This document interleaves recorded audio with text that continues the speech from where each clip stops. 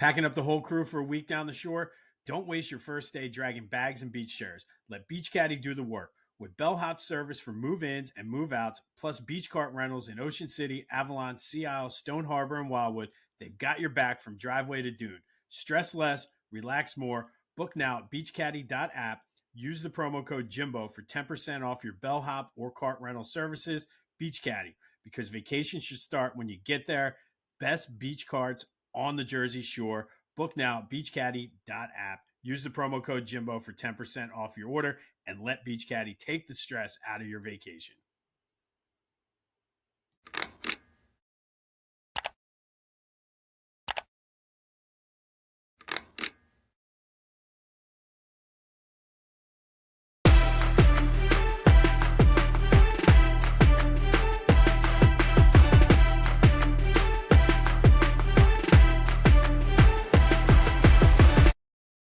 What's up, everyone? Welcome to this day in Philly sports history for August 22nd, 2025. I'm your host, Jim Montgomery. Welcome to a Feel Good Friday edition of the podcast. We got a lot to get to today, a lot going on in Philly sports, so let's get right into it. But first, do something a little out of the ordinary, and I thought this was interesting, but you know what? Why not try to manifest it into existence? Had a dream right before I woke up that I was kind of settling in and prepping to be a guest spot on the WIP morning show. And we were down in Atlantic City and I was kind of getting everything ready. I brought my own mic, my own setup. It was kind of bizarre that way. But Joe DeCamera was not a fan of me being on there, which is surprising because I have met him. He seems like a nice enough guy and whatnot. Right when we were getting ready to go on the show, doing the overlap with John Johnson, my alarm went off. So I don't know how it turned out. However, it doesn't have to be WIP. It doesn't have to be the morning show. We're going to manifest into existence. We're going to have guest spots on some of those stations. And the crazy part about it all was my current job was all about it. So if you're out there, you have connections. I don't know if my current job would be okay with it. However, I am open and available to do guest spots on any of the shows. So we're going to manifest that out there. But it was a good way. I was disappointed my alarm went off, unfortunately. However, a good way to start a Feel Good Friday. And even a better way to start it, the Mutts lost again last night. I think they've won like twice the entire month of August or something crazy like that. I also might be making that number up. I don't know. However, Mets lost. Phillies have a 7-game lead. Their biggest of the season heading into this weekend series against the Nationals. Taijuan Walker on the mound tonight. Aaron Nola tomorrow. Let's keep this momentum rolling. Listen, everybody's been stepping up. Everybody's been doing a little bit better to help offset the loss of Zach Wheeler. Let's keep it going. And while we're manifesting things, let's manifest this division race being over by this time next week. You got 3 against the Nats this weekend at home. Then you go up to New York for the Mutts. Let's end this thing now and start getting everything situated and set up for the postseason. But Phil's with a 7-game lead, their largest, I believe, of the season. I'm basing that off of my memory. Like I said yesterday, it's time to start buying in. And that was the question of the day. I asked you, are you all in on this team? Everybody was split 50-50, which kind of surprised me. I thought there'd be more people that were all in. However, most of the people who were not cited the Zach Wheeler thing, and honestly, I get it. It's a huge loss, but that's part of why you build this team the way you do with a strong starting pitching staff. Is he going to be missed every 5th day? Absolutely. But you have Christopher Sanchez who's pitching lights out. You have Ranger Suarez who has the ability, especially has shown he's a big game pitcher, pitching well his last start. Jesus Luzardo, very inconsistent, but has showed that he can be a solid, great starting pitcher depending on the way it rolls. Aaron Nola is the wild card here. I want to see him bounce back this weekend. That's really the big thing I'm looking for in this weekend series. And then Taijuan, who has been arguably the most consistent pitcher other than Sanchez. And I would even argue that near the end when Wheeler was dealing with his shoulder issues, just as consistent. Taijuan has been consistent. So I'm feeling good, but thank you to everybody who answered the question of the day. But a huge weekend for the Phils, huge week. By this time next week, we could be looking at a double-digit lead in the NL East heading into the final month of the season. I would caution calling it over. Any of you out there who either remember it or have family members who lived through it, the ghost of 1964 will always be out there. But I think this team is built different. So hop on. There is room on the bandwagon. Yesterday's trivia question, we were talking about John Kruk. I asked, how many career home runs does he have? And he talks about this a lot. He has 100 home runs on the nose. Thank you to everybody who reached out about that. A couple quick fun facts about John's career stats. He's a 300 hitter for his career on the nose. He played in 1,200 games in his career on the nose. And I believe his doubles were even, I forget the exact number, but they ended in, it wasn't double zeros, but it ended in an even number. But he talks a lot about hitting 300, getting the last hit against the White Sox, calling for a pitch runner, and then retired. I believe the story goes he legitimately just left the stadium and nobody could find him after the game. But good old Krucker, 300 career hitter and 100 career home runs. The Eagles take on the Jets tonight up in New York for their final preseason game. Not sure what we're going to see, if anything. The cornerback 2 position still seems up in the air. I don't know if any of those guys are going to play. It does appear that right now Adoree Jackson has the slight edge, but I would not be the least bit surprised if Jacorian Bennett ends up taking over that spot, which it's again, Howie Roseman being Howie Roseman. So we'll see. What I'm looking for, though, tonight, I want to watch both of the second team lines, both defensive line and offensive line. The defensive line got shredded by the Browns last week, and then the offensive line didn't really provide much of any type of pass, like run blocking or anything. So that's what I'm looking for. And that, I would say, not maybe a top 3 concern, but that's a concern considering that, knock on wood, the Eagles have been relatively healthy over the past few years. So I want to see what those second team lines can do. But that begs the question, and that is today's question of the day. Are you going to watch the game tonight? It's the third preseason game. Nobody at all of any note really is going to play.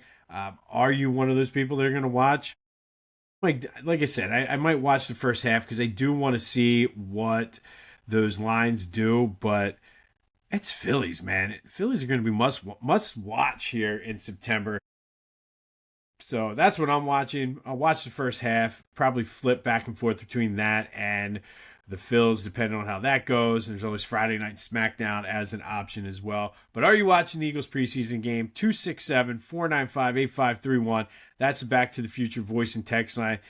Get that, anything else Philly sports related off your chest. And as you heard earlier this week, you can also be on the podcast if you want. But are you watching the Eagles Jets tonight? I will watch the first half. Not going to go like I usually do and record it and kind of watch the replays or anything, but I'll watch it live. The other news is Johnny Wilson is out for the season. Ankle and knee surgery after getting rolled up in practice earlier this week. And that's a shame because I was looking for him to sort of fill in a hybrid receiver tight end role due to his size. He had played well during the preseason, so that's a sad news for Johnny. You could tell he had worked hard during the offseason, was ready to make a difference, and just to have a freak injury like that kind of stinks. So get well soon, Johnny. Hopefully you will be back next year ready to go. The Union have a big game this weekend. They take on Chicago down at Subaru Park. They are currently set second in the MLS standings, and they take on Chicago, who is in the wild card race for the MLS. So this is a huge game as there's 7 games left for the Union plus any U.S. Open Cup. So they're looking to get it done this weekend. Whether you're coaching Little League, crushing your fantasy league, or just rolling up to a bachelor party like a Philly legend, Lotwin custom hype chains bring the energy. Fully customizable, totally unforgettable, and guaranteed to turn you into the MVP of the moment. Great for teams, groomsmen, or anyone who wants to show off with some serious swagger. Go to Lotwin.com, use the promo code TCCPOD, and get 10% off your own custom hype chain. Lotwin, let's get hyped together. All right, let's stick with the Eagles here. We're going to go with the top 5 of the first 25 of the century, the top 5 Eagles teams today. It's been a good run, a very good stretch for the Eagles since 2000. You could make the argument that 2000 to 2025 was the best run in team history. I think it wins that hands down. The only close comparable would be maybe like if, depending on how you wanted to divide it up, 1935 to 1960 or 1940 to 1965. However, 25 years you want to split that up, winning 3 championships, going to 4. But since 2000, the Eagles have been one of the top 3 teams in the NFL. I think you go New England, Kansas City, and then the Eagles are the 3rd best team in the NFL during that span. So let's get into some honorable mentions. You got the 2008 team that were pretty much dead and buried, and then Thanksgiving, Brian Westbrook ran all over the Cardinals. They went on a run and made it all the way to the NFC Championship game as a 6 seed before just running out of gas against the Cardinals. Not going into the details of that because I get all fired up about that. Next, we have the 2010 team. That was the Michael Vick-led team. That was a very fun team to watch. I guess you could throw the 2019 Double Doink team in there, or I guess it's the 2018 Double Doink team. That was the year after the Super Bowl, overcame controversy, went into Chicago, beat them, and nearly upset the Saints in New Orleans to go back to the NFC Championship game. The 2003 team, kind of one of those under-the-radar quiet teams. They started off 0-2, losing both games at home in the opening of the Link. Recovered to go 12-4 and finish into the NFC Championship game again, and then stupid cheap shot on Donovan crushed them against the Panthers. And then the 2016 with Jeff Garcia, that was also a fun team. That was the another game. They went down to New Orleans and almost should have probably won that game. It was the Sheldon Brown Reggie Bush. I almost said Reggie Brown. But that was a fun team as well. And those are our honorable mentions. So let's get into the list. Coming in at number 5, the 2022 NFC Championship team that took Patrick Mahomes to the brink. That was just, again, a fun team. Nick Sirianni, Jalen Hurts had them ready to go. They come in as our number 5 team. Still should have won the Super Bowl. That should not have been a penalty, but I digress. Number 4 team since 2000 for the Eagles, the 2002 team that lost the NFC Championship game to the Buccaneers at home, last game at the Vet. This team, had they accomplished going to the Super Bowl, I would have put them over the 2004 team. I thought that team, defensively anyway, was probably the best team that the Andy Reid era had that went to the NFC Championship game. They just couldn't get it done in that game against Tampa. They come in at number 4. The number 3 team is that 2004 Super Bowl team. T.O. came in, made a world of a difference. They played hard in the Super Bowl against the Patriots. Whether or not Donovan was puking, we'll save that debate for another time. But the 2004 team offensively was better than that 2002 team. But they'll come in at number 3. Number 2, the 2017 Eagles, Super Bowl 52 champs. Talent-wise, I think last year's team was better. Sentimental-wise, 2017, but this is all about the best team talent-wise. So we'll put the 2017 team at number 2. And, of course, the number 1 team in Eagles history since 2024, last year's Super Bowl winning team, came together at the right time, absolutely dominant through the playoffs, and they are the best team in Eagles history since 2000.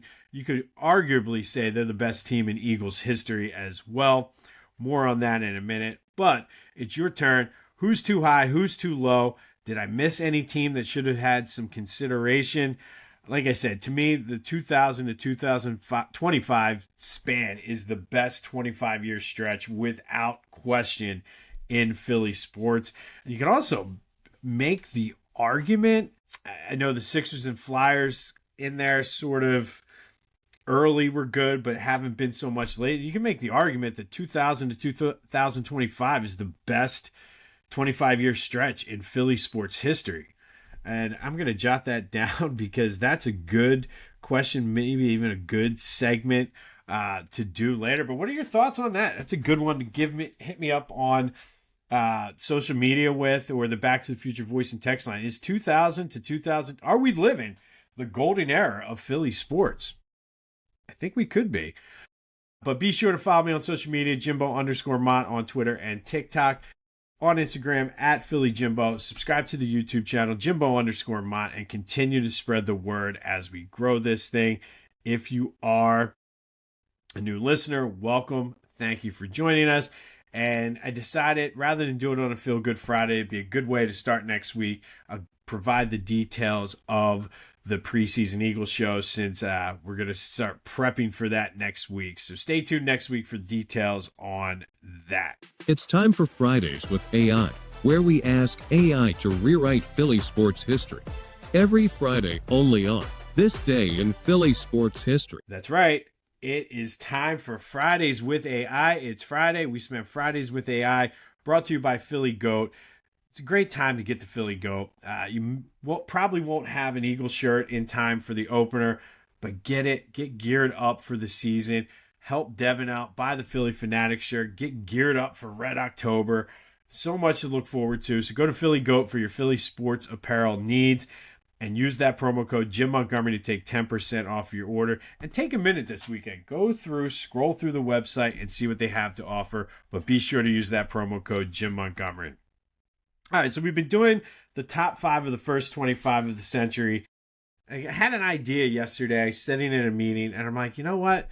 This might be good. So had my conversation with AI, and I was pleased with the way it came out. When we did this with the Phillies earlier this summer. However, I was like, what if we took the top 14 Eagles teams of all time, put them in an NFL playoff style tournament, and let AI project who is really the best team in Eagles history? Like I said, to me, sentimentally, it's the 2017 team. Talent-wise, it was the 2024 team. So AI took about 5 minutes, was able to do it, spit out all the results, and here they are. So I seeded them 1 through 14. The odd numbers were on the left side of the bracket. The even numbers were on the right side. So that way it was sort of just like the NFL, told it to reseed after the first round, where the higher seed always played the lower seed. And here are the results. The first 2 teams got a bye, so that was the 2024 team and that 2017 team. I had them ranked just how I did in my list. So let's go to the wild card round. On the left side, the 2004 team beat the 1991 team. Donovan McNabb led the way, did not have a turnover against that 91 defense, and the lack of quarterback for that 91 team is really what did them in. The defense, like they did that whole time, kept it close. In the other wildcard matchup, the 1948 NFL champions beat the 2009 team. Steve Van Buren runs wild all over that Eagles defense, and it just was not meant to be. So 1948 moves on. The 2008 team knocked out the Super Bowl NFC champion and Super Bowl bound 1980 team in overtime. Donovan McNabb led the way. David Akers kicked a field goal as time expires to tie it. And then Jason Avant took a slant across the middle in overtime for the game-winning touchdown. All right, let's move over to the right side. The 1949 team beat the 2018 Double Doink team. Defense led the way.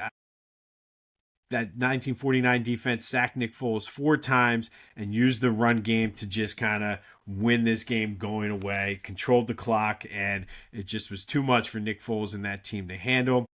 In this next matchup, the 2022 team beat the 2010 team. It was back and forth. It was a quarterback duel.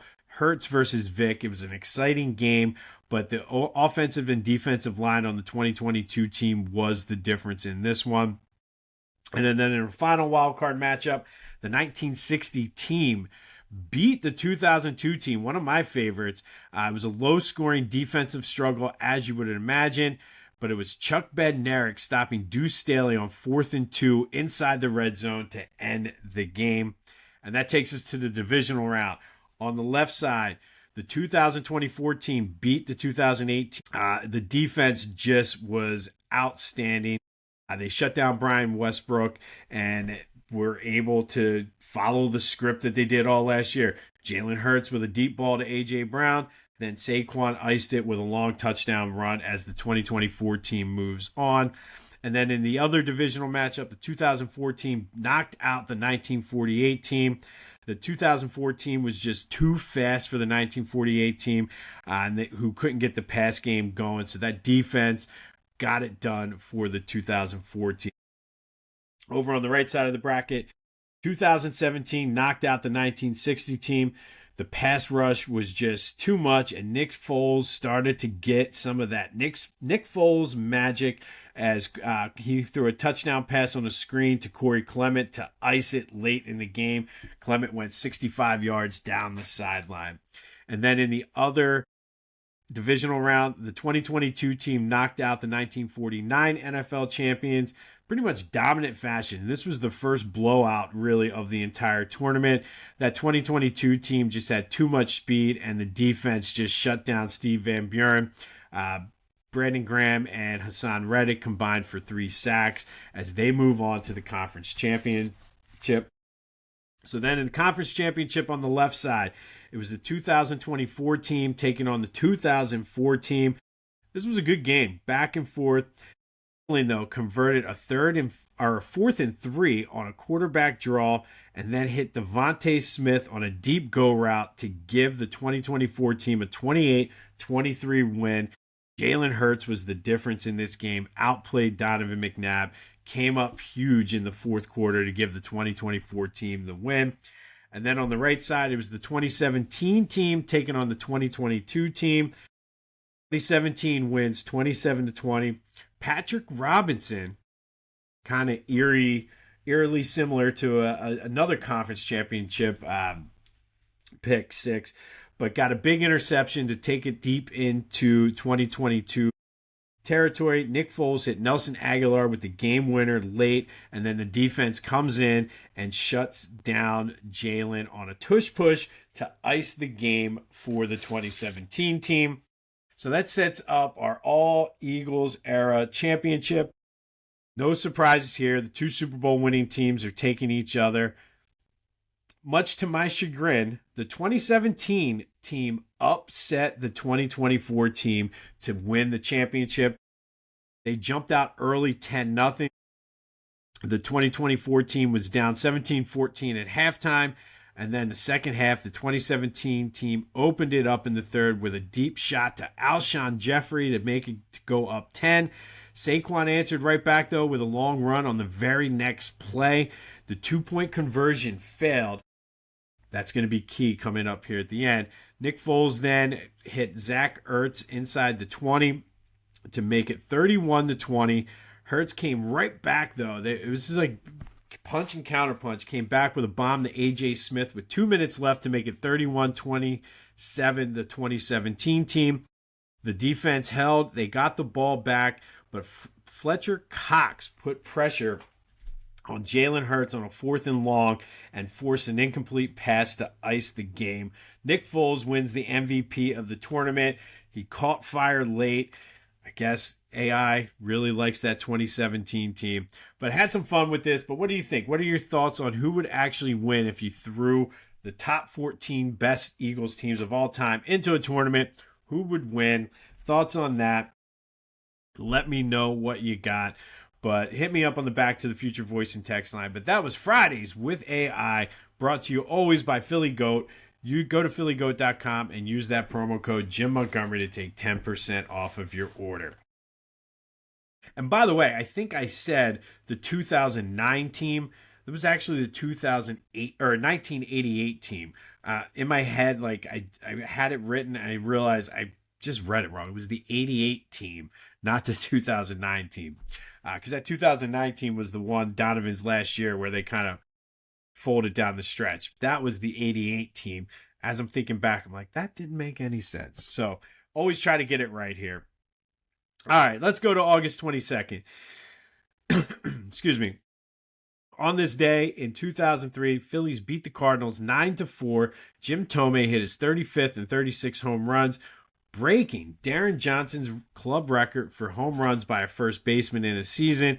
Jim would go on to hit 47, coming up one short of Mike Schmidt's team record. But as we all know, 3 years later, Ryan Howard would shatter that record, hitting 58 home runs in 2006. And then for this next one, we're going to go back to 1926 and give the Philadelphia A's some love here. And on this day in 1926, the A's beat the White Sox in what is counted as an unofficial game, but it took place on a Sunday. It was technically illegal due to Pennsylvania's antiquated Quaker blue laws that pretty much said Sunday is only for church. Connie Mack was like, no, that there's money to be made here on a Sunday. And he figured, why not? Because they couldn't do anything to stop him, because the way the law was written, you had to be in violation of the law in order to be prosecuted. So they could play the game. Everything was closed on Sunday, so they couldn't even get cited or whatever until the following Monday. There ended up being no disturbance. Everybody that came out to the game enjoyed it. I never really did get into it. Nobody ever really talks about what happened. I think because there was no disturbance, nothing happened to Connie Mack and the A's. However, this did lead to people calling for some of the repeals of those blue laws that said you couldn't do anything on Sunday. And it would be 7 years later in 1933 when they started to slowly peel them back, allowing baseball and football games to be played on Sundays between the hours of 2 and 6. And ultimately, that's what led to the Eagles being able to play the NFL Sunday schedule in 1933 when they came into the league. Since then, most of, if not all of the Pennsylvania blue laws have been overturned except for one. And I did not realize this. And I actually looked through a couple car dealerships on Google the other day or yesterday when I was looking at this. You cannot buy a car on a Sunday in Pennsylvania. Have no idea why that is part of the blue laws, since cars were not even invented when William Penn founded Pennsylvania. So explain that to me. But you cannot buy a car in Pennsylvania. Buy, sell, trade, anything to do with automobiles. And I did see that they're working to overturn them. But Connie Mack, forward thinking, said, screw you, Pennsylvania.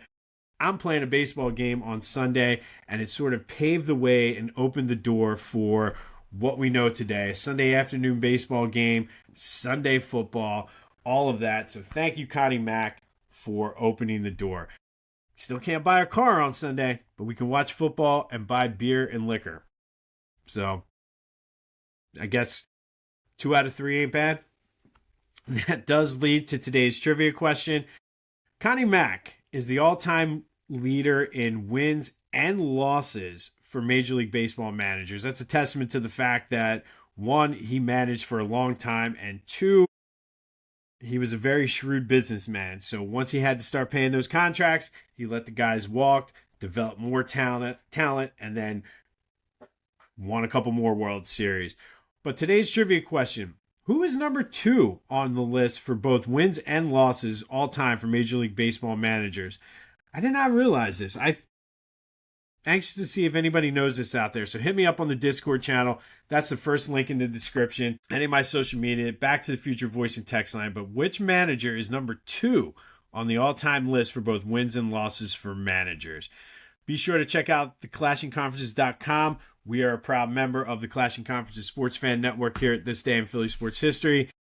Go to clashingconferences.com, see how you can get involved, see how you can join the network and what they have to offer. Lots of good people. I've met a lot of great folks throughout the my time so far. We just joined earlier this year, but enjoying it. So go check them out. Don't forget to like, subscribe, review. If you're on Apple Podcasts or Spotify, those things really help. Leave a comment, all of that stuff to outsmart the algorithm. On this day in 1926, Connie Mack said, "Blue laws be damned, I'm playing a baseball game, even though it was illegal, but it did help open the door for some repealing and pulling back of those blue laws. Still can't buy a car, though." And then in 2003, Jim Thome hit 2 homers in the Phillies' 9-4 win over the Cardinals, breaking Darren Johnson's record for home runs by a first baseman in Phillies history. Let me know your thoughts on the All-Eagles Championship. I think if we really break it down, it comes down to the 2017 and the 2024 team. Which team would win? Love to know your thoughts on that. So let's have a good weekend of Philly sports talk and just let's have some fun. All right, lots going on this weekend. We'll update you on the Eagles' final preseason game, what happened in the Phillies National Series on Monday, as well as the Union with a big game against Chicago down in Chester at Subaru Park. I'm looking forward to it. It's going to be a good sports weekend. The weather's starting to get a little bit cooler, which is nice. But this has been This Day in Philly Sports History for August 22nd, 2025. My name is Jim Montgomery. Go have yourselves a feel-good Friday. Have a good weekend, everybody, and we will be back on Monday when we rewind the weekend.